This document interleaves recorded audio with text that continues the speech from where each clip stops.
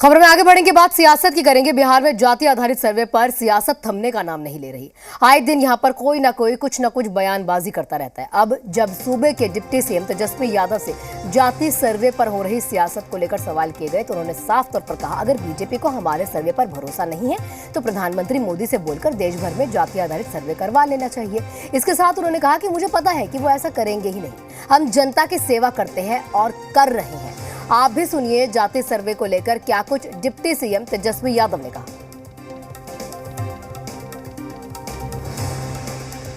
उनके बोलने से कोई फर्क तो पड़ने वाला नहीं है।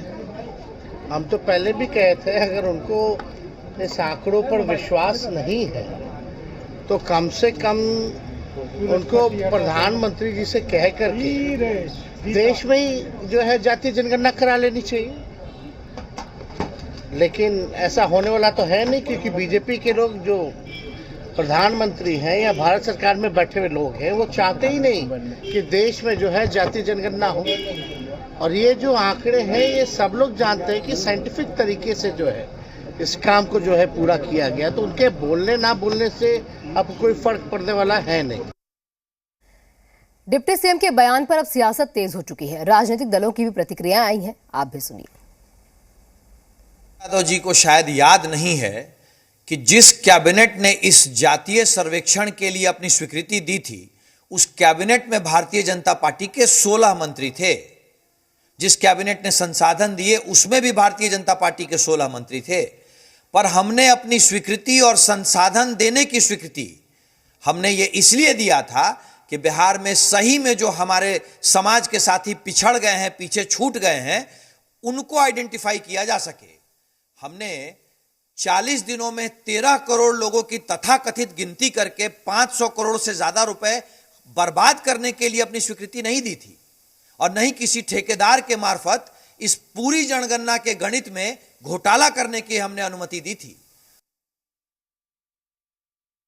भारतीय जनता पार्टी कोई भी ऐसा काम नहीं करना चाहती है जिससे जन कल्याण की स्कीमें बनाई जा सके, लोगों का वेलफेयर हो सके। जाति आधारित जो गणना बिहार में हुई है, पूरा एक मैकेनिज्म बनाया गया उसके लिए, और बहुत ही ट्रांसपेरेंसी के साथ, जो पारदर्शिता जितनी हो सकती है उस पारदर्शिता के साथ कराई गई इस गणना को। और इसको सिर्फ इसलिए कराया गया कि लोगों के लिए जो वेलफेयर का काम है, जो कल्याण का काम है, जन कल्याण की जो स्कीमें हैं, उस स्कीमों को अच्छी तरह से बनाया जाए। अब भारतीय जनता पार्टी इस पर सवाल खड़ा कर रही, क्यों सवाल खड़ा कर रहे? गणना के मामले में बीजेपी का रुख हमेशा से खिलाफ में रहा है। पहले तो बिहार की सभी पॉलिटिकल पार्टी ने केंद्र से ही आग्रह किया था कि आप जातीय जनगणना कराओ। उन्होंने आश्वासन भी दिया, फिर पैर पीछे खींच लिया बीजेपी वालों ने। केंद्र सरकार इसके पक्ष में थी ही नहीं। तब बिहार सरकार ने अपने सामर्थ्य पर, अपने साधन से इसको कराया। अब इसमें क्यों परेशानी है? तो आप न कुछ खुद करना चाहते हैं, न दूसरे को करने देना चाहते हैं। तो बीजेपी की आदतों में ये शुमार हो गई है कि आपके हर कार्य का वो विरोध करेंगे। सही कहा तेजस्वी यादव जी ने, अगर बीजेपी को लगता है कुछ गड़बड़ी है तो या तो कुछ सुझाव दो, उसमें हम लोग सुधार करने के प्रयास करेंगे। माननीय उप मुख्यमंत्री तेजस्वी यादव जी को यह भी बताना चाहिए कि बिहार में जातीय जनगणना उनकी सरकार ने करा ली है, तो क्या जिसकी जितनी हिस्सेदारी उसकी उतनी भागीदारी वो सुनिश्चित कर रहे हैं? क्या तेजस्वी यादव जी पद छोड़ने देंगे और किसी अति पिछड़े समाज के व्यक्ति को वो मौका देंगे? क्या तेजस्वी यादव जी यह बताएंगे कि जिस समाज की जितनी हिस्सेदारी है उसकी उतनी भागीदारी सुनिश्चित हो, इसके लिए वो क्या कर रहे हैं? केवल कह देना और आरोप लगा देना यह कतई उचित नहीं है। और वहीं ज्यादा जानकारी के साथ हमारे सहयोगी रुपेंद्र पटना से हमारे साथ लाइव जुड़ चुके हैं। रुपेंद्र, देखिए जिस तरह से सियासत हो रही है, कहीं ना कहीं ये बयानबाजी का दौर 2 अक्टूबर से ही चल रहा है। बयानबाजी तो क्या, यहाँ पर कानून भी बीच में घुस चुका है, क्योंकि यहाँ पर न्यायालय का भी रुख हो चुका है। सबसे बड़ा यहाँ पर सवाल ये उठता है कि अगर जातीय गणना करवा ली है, क्योंकि एक समय पर जब जेडीयू और बीजेपी साथ थी तो उसमें कुछ ऐसे लोग थे जो ये चाहते भी थे कि ठीक है गणना होनी चाहिए, लेकिन अब जाकर हो गई है तो अब पूरा अगेंस्ट मामला हो चुका है। और क्या डिप्टी सीएम ने ये बात सही नहीं कही कि अगर ठीक है कुछ त्रुटियां आपको लगती हैं तो आप बताइए, हम सुधार कर लेंगे? देखिए, डिप्टी सीएम की बात की जाए तो पहली बार नहीं है। 2 तारीख से ही उन्होंने जब जैसे कि जातीय गणना का रिपोर्ट आया और रिपोर्ट के बाद जारी किया गया, तो उसके बाद उस दिन भी उन्होंने कहा था एक तरह से कि अगर कोई दिक्कत है तो बीजेपी जो है केंद्र में सरकार है, पूरे देश भर में करा लिया जाए।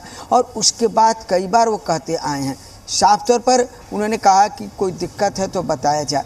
ठीक है, विपक्ष आरोप लगा रहा है, विपक्ष के कई नेताओं ने कहा कि मेरा नाम नहीं है, मेरा नाम नहीं है, लेकिन उसके बाद उनके नाम भी आ गए, तमाम चीज़ें भी सामने आ गई। तो देखिए, कोई भी काम होता है तो कहीं ना कहीं उसमें त्रुटियां कहीं होती है, लेकिन त्रुटि क्या है, अगर विपक्ष इस सवाल को खड़ा कर रहा है, उठा रहा है, तो त्रुटि को दिखाना पड़ेगा। लेकिन एक तरह से देखा जाए पूरी तरह से राजनीति है।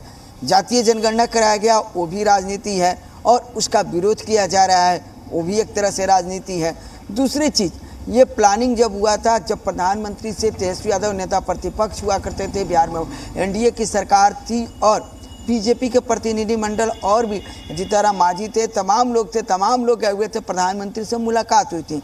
और उसके बाद ये कहा गया था कि जातीय जनगणना कराया जाए। तेजस्वी यादव से बात मेरी हुई तो उन्होंने कहा कि उस समय प्रधानमंत्री ने कहा कि अब थोड़ी देर हो चुकी है, क्योंकि तमाम चीज़ें में काफ़ी हम आगे बढ़ चुके हैं। उन्होंने कहा था कि एक हम कॉलम जोड़ने की बात कहे थे कि एक जाति का कॉलम जोड़ दिया जाए। आम जनगणना जिस तरह से अभी लेट हुआ है, 2021 में जो है आम जनगणना हो जाना चाहिए और नहीं हुआ है, तो इसको लेकर उन्होंने कहा था। लेकिन उसके बाद देखिए कि बिहार में जातिगत जनगणना कराया जाता है। जातिगत जनगणना कराने के बाद उसका 2 अक्टूबर को ही रिपोर्ट जारी किया जाता है, जिस दिन महात्मा गांधी जी का जन्म दिवस है। और उसके बाद राजनीति तेज हो जाती है, यानी कि सत्ता पक्ष भी इस पर राजनीति कर रहा है और विपक्ष भी राजनीति कर रहा है। लेकिन रुपेंद्र, कहीं ना कहीं ये क्लियर तो है ना कि ठीक है जेडीयू हो, आरजेडी हो या आईएनडीए लगा लेते हैं, ये पूरा गठबंधन भी हो, इनका जो कहीं ना कहीं अब 2024 का मोटिव रहने वाला है चुनाव को लेकर, वो सिर्फ एक रहने वाला है, जाति आधारित गणना। क्योंकि यही बात को लेकर वो हमेशा देश भर में कहीं पर भी अगर आप विपक्ष की बात सुन ले तो वो हमेशा जाति आधारित गणना पर हमेशा बात करते हैं। तो ये मुद्दा रहने वाला है उनका चुनाव का। देखिए 2024 का मुद्दा तो रहने वाला है, और इसका आगाज साफ तौर पर तेजस्वी यादव कहते हैं, बिहार के मुख्यमंत्री नीतीश कुमार कहते हैं कि बिहार से, चाहे और नेता कहते हैं बिहार से हुआ है और देश भर में होगा। और साफ तौर पर देखा जाए कांग्रेस भी कहीं ना कहीं इस पर आ चुकी है कि वो अपने एजेंडे में इसको शामिल करेगी। दूसरे कई राज्य जो हैं जहां पर एनडीए की सरकार नहीं है, वो राज्य जो है इसको कराने के लिए वादा कर रहे हैं। वहां पर चुनाव भी होने वाले हैं और चुनाव जो है तारीखों का ऐलान कर दिया गया है कई जगह। तो ये तमाम चीज़ें हैं कि ये तमाम चीज़ें होगी, लेकिन इससे मुद्दा मुख्य तौर पर कहा जाए, मुख्य रूप से कहा जाए तो 2025 का जो बिहार विधानसभा चुनाव होगा उसमें भी जो है बनाया जाएगा, और दोनों गठबंधन इसको बनाएगी। एक गठबंधन कहेगा कि हमने समाज के लिए अच्छा किया है, तो दूसरा कहेगा। बिल्कुल रुपेंद्र, ये तो समय बताएगा ना कि कितनी वही किसकी कितनी हिस्सेदारी और उतनी भागीदारी ये कैबिनेट में भी देते हैं या नहीं देते हैं, या सिर्फ ये जनता के लिए ही लागू होगा, ये भी देखना बेहद जरूरी हो जाता है। और इस मामले को लेकर कहीं ना कहीं सियासत अंदर खाने भी देखने को मिलेगी। शुक्रिया रुपेंद्र हमारे साथ जुड़ने के लिए, तमाम अपडेट साझा करने के लिए। तो लगातार यहाँ पर सियासत हो रही है 2 अक्टूबर से लेकर अभी तक का, जो अगर यहाँ पर बयानबाजी देख ले तो यहाँ पर पक्ष और विपक्ष आमने सामने आ चुका है। ये कहते हैं जाति आधारित ठीक है, वो कहते हैं नहीं ठीक है, वो कहते हैं पूरे देश में करवा लो। तो लगातार ये बयानबाजी का दौर अभी लगता नहीं कि चुनाव जब तक ना हो जाए तब तक थमने वाला है।